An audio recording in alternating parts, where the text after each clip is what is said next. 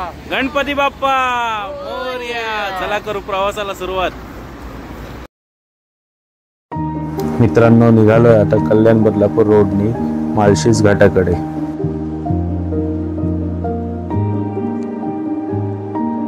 Malshej घाटासाठी Barvi dam मार्गे न जाता आम्ही निघालोय मसागाव रोड मधून।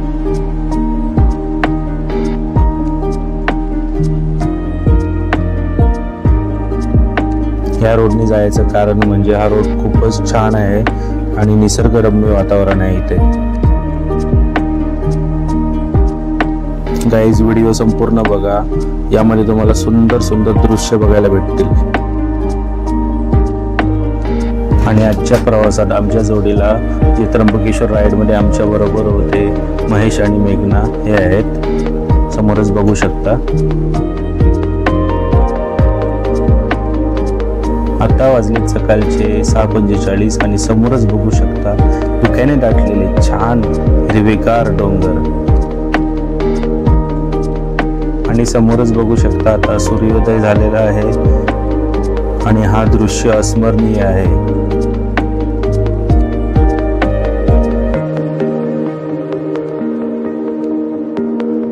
आणि आता सुरुवात झाली आहे माळशेज घाट चढायची। मान्सून मध्ये महाराष्ट्रातील आपल्या सह्याद्री पर्वतरांगातील सगळ्यात सुंदर घाट आहे। या घाटामध्ये पर्यटकांसाठी काही जागांवर सेल्फी पॉइंट्स पण बनवले आहेत, बघू शकता।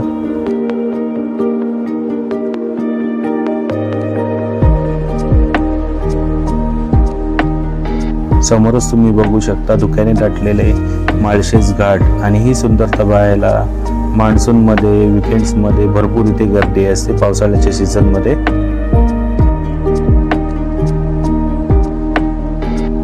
आणि असा सुंदर नजारा तुम्हाला फक्त इथे पावसाळ्यातच बघायला भेटेल।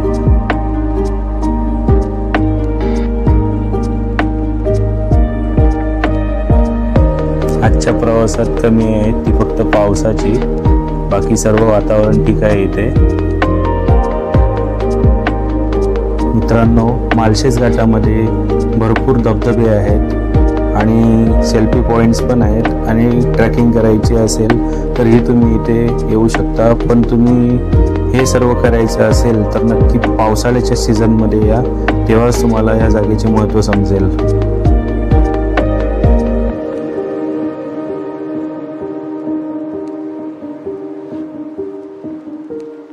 येथील सर्वात सुंदर वॉटरफॉल म्हणजे कारवॉश वॉटरफॉल, ते तुम्हाला फक्त पावसाळ्यातच बघायला भेटेल।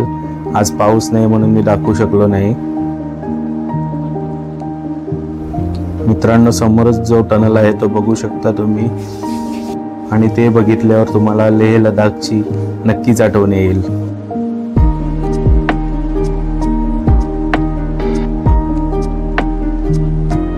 आणि आता थोड्याच वेळात माळशेज घाट संपणार आहे आणि आपण निघणार आहोत जुन्नरकडे आणि जुन्नर मधून आपण करणार आहोत अष्टविनायकचे 2 गणपती, ओझर आणि लेण्याद्री।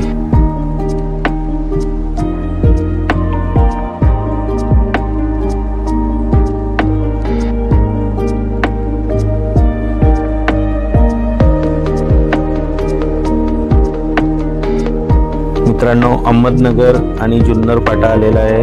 आता इथून आपण राईड घेतलेला आहे आणि आता लेण्याद्री गणपती, ओझर गणपती आणि श्री छत्रपती शिवाजी महाराजांचे जन्मस्थान श्री क्षेत्र किल्ले शिवनेरी याच रोडने आपल्याला लागेल।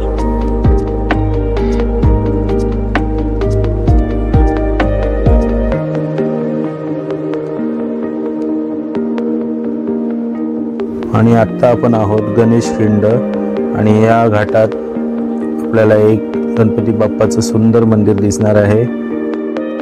येथून लेण्याद्री 2 किलोमीटर आणि ओझर आहे 14 किलोमीटर।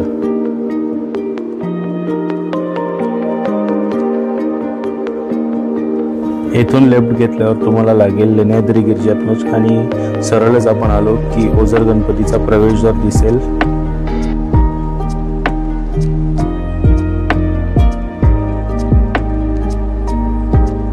समोर जे तुम्हाला दिसत आहे ते विघ्नहर सांस्कृतिक भवन आणि भक्त निवास आहे.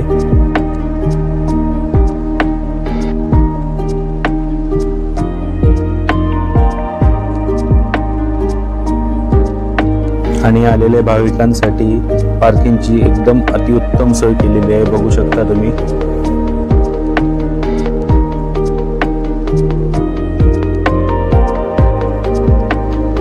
चला गाईज, फायनली पोहोचलो आता आम्ही ओझरमध्ये बाप्पाच्या जवळ. तर दाखवतो तुम्हाला मंदिर. चला तर आता आपण जाऊया मंदिराकडे. अष्टविनायकच्या 8 गणपतीपैकी ओझर गणपतीला 7व्या नंबरचे स्थान दिलेले आहे.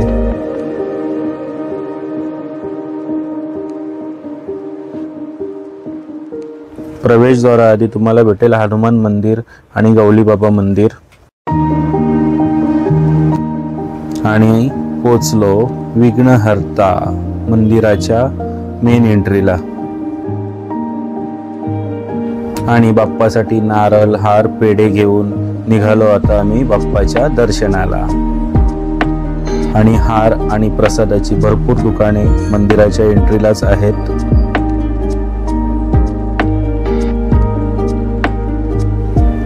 आता आपण करतो प्रवेश मुख्य द्वारातून मंदिराच्या आतमध्ये जायला. प्रवेशद्वारातून आतमध्ये एंट्री केल्यावर समोरच तुम्हाला दिसेल बाप्पाचं मेन मंदिर आणि त्याच्या दोन्ही बाजूला आहेत भव्य दीपमाळा. आणि ह्या दीपमाळा जेव्हा बाप्पाची द्वार यात्रा असते तेव्हा दिव्यांनी सजवल्या जातात. हे मंदिर पेशवेकालीन आहे, ज्याचा जीर्णोद्धार चिमाजी अप्पा यांनी केला आहे. अष्टविनायक क्षेत्रामधील सर्वात श्रीमंत गणपती हे ओझरचे विघ्नहर गणपती आहे.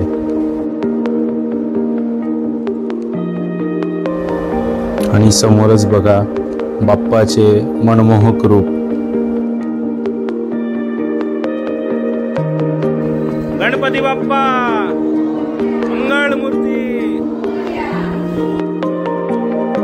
मित्रांनो, अष्टविनायकाच्या गाण्यामध्ये आपण ओझर विषयी ऐकलंच असेल की चारी बाजू तटबंदी आणि मध्ये गणाचं मंदिर. गाण्यामध्ये जसं वर्णन केलं आहे तसंच्या तसंच हुबेहूब चारी बाजूनी तटबंदी आहे मंदिराच्या आणि मध्ये बरोबर गणाचं मंदिर उभारलेलं आहे.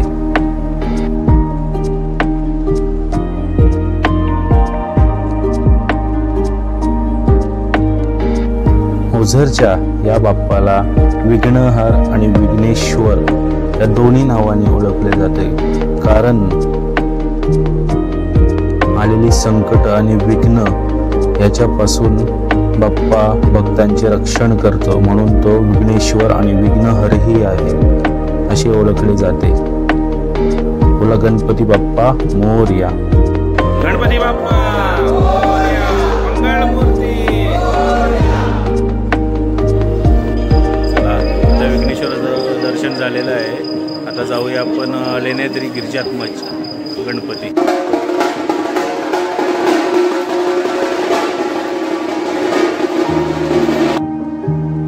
चला आता आपण जाऊया पार्किंगकडे.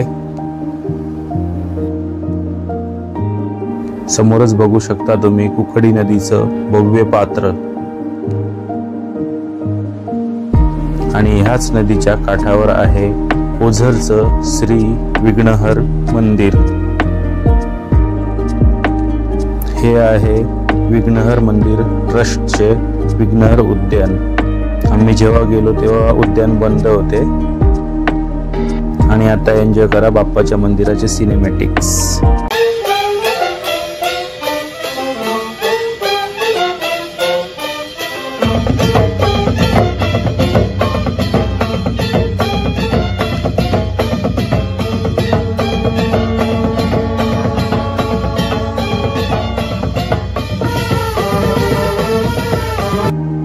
तर मंडळी, ओझरच्या दर्शनानंतर आता आपल्याला समोरच दिसत असेल लेण्याद्री डोंगर.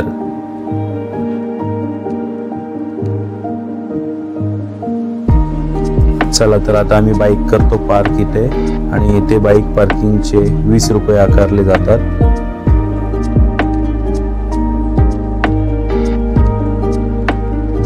आलो आता लेण्याद्री डोंगराच्या पायथ्याशी आणि आता वरती जायला करायची सुरुवात बाप्पाच्या दर्शनाची. बाप्पाच्या दर्शनासाठी 25 रुपयाचं तिकीट तुम्हाला काढावं लागेल, तेव्हाच तुम्हाला वरती जाण्याची परवानगी भेटेल. चला आता सुरुवात करूया वरती चढायला पायऱ्यांवरून.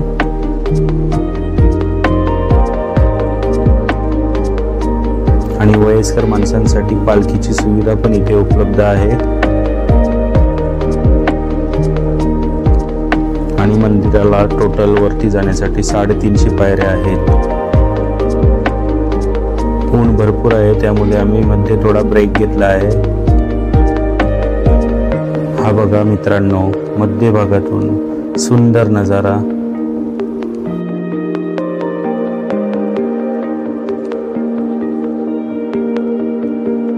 आणि हा, येथे आल्यावर माकडांपासून तुम्ही सावध राहा, कारण तुमच्या हातात जी वस्तू दिसेल ते येऊन हिसकावून घेऊन जातील. अशा प्रकारे पोहोचलो आता आम्ही वरती. वरती पण भरपूर माकडे आहेत, थोडंसं तुम्ही सावधच राहा. बघू शकता.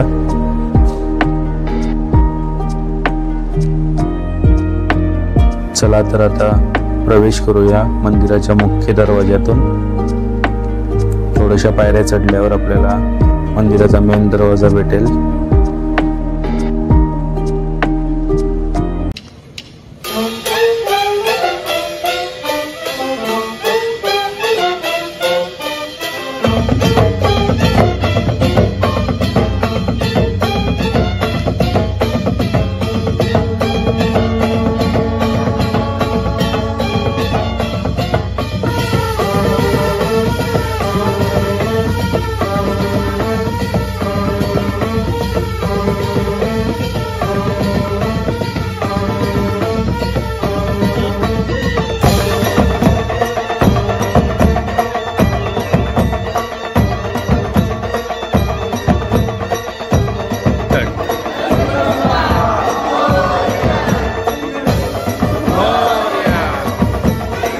गणपती बाप्पा मंगळ मूर्ती.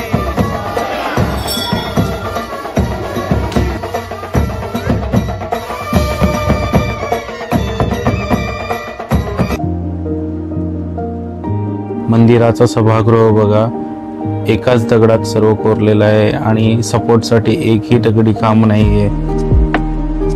मंदिराच्या दोन्ही बाजूंना तुम्हाला बौद्धकालीन लेणी बघायला भेटतील.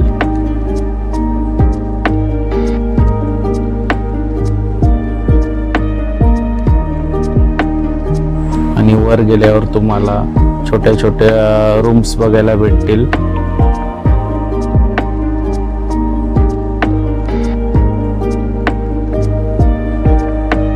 गणपती बाप्पा मंगळ मूर्ती. गणपती बाप्पा मंगळ मूर्ती. चला आता गिरिजात्मजांच्या दर्शनानंतर आता उतरूया आपण पुन्हा पायथ्याशी. हे बघा, म्हणूनच सगळीकडे बोर्ड लावले आहेत, माकडांपासून सावधान. चला मंडळी, आता दोन्ही गणपतींचे दर्शन झाले अष्टविनायकच्या. आता निघूया घरी जायला. मध्ये कुठेतरी जेवायला थांबू, जेवण आहे बरोबर आमच्या. चला तर हा ब्लॉग इथे संपलेला आहे. आता भेटूया पुढच्या ब्लॉगमध्ये. व्हिडिओला लाईक करा, शेअर करा आणि सबस्क्राईब करा.